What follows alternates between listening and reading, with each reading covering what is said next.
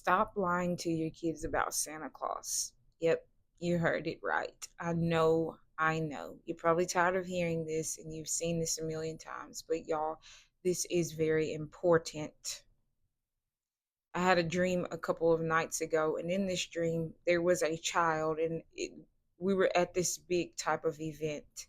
It was a Christmas type event, and this child began to speak over the microphone because they asked the child to say a prayer.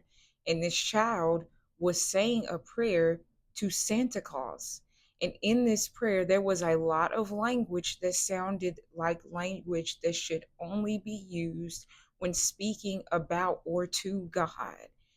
And it was wild because I remember sitting there thinking like, oh, that's no, nope, that's not right.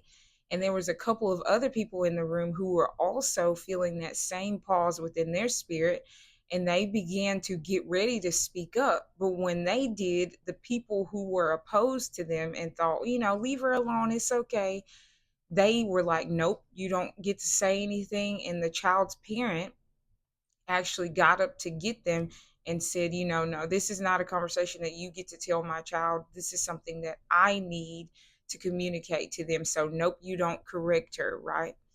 And it just made me think about how in our lives today, that is exactly what it's like. Many of us have been lying to our children for so long. And when you and I lie as it relates to that, and then we also try to teach our children about the Lord and about his ways alongside all of the lies that we're teaching in other areas like Santa Claus, Tooth Fairy, all these different things, we are confusing them, especially when they're little. They're very impressionable, and they are not able to tell the difference between what is real and what is false.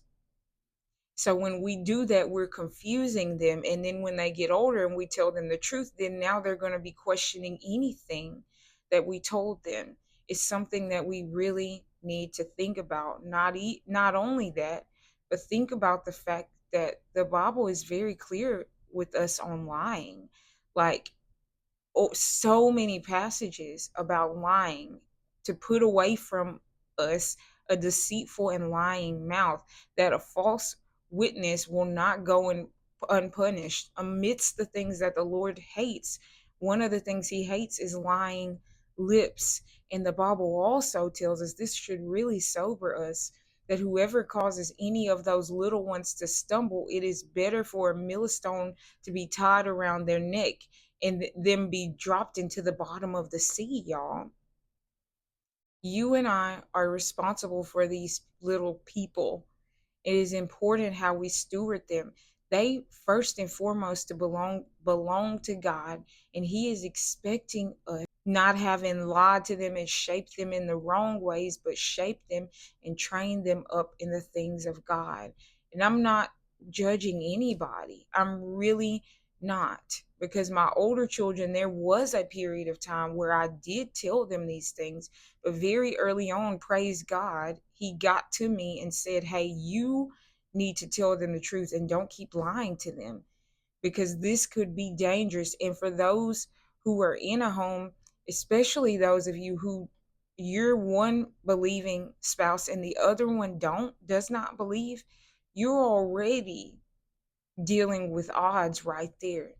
Add in lying to them about something like that, and it being in contrast to what it looks like to serve God. Not totally, because God doesn't require of us to do all these things to be received by him, but it can get confusing. The lines can begin to get blurred, and it's just not worth it.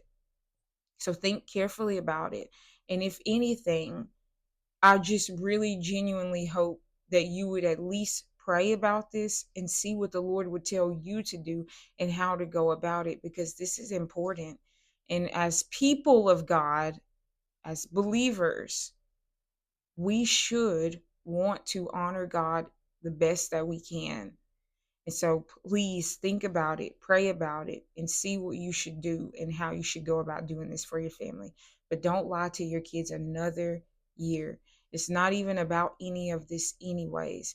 And if you find yourself getting upset, I would encourage you to explore why that is, because usually that's conviction, and the Lord's trying to call you back to um, a right understanding of whatever it is that you have understood wrongly.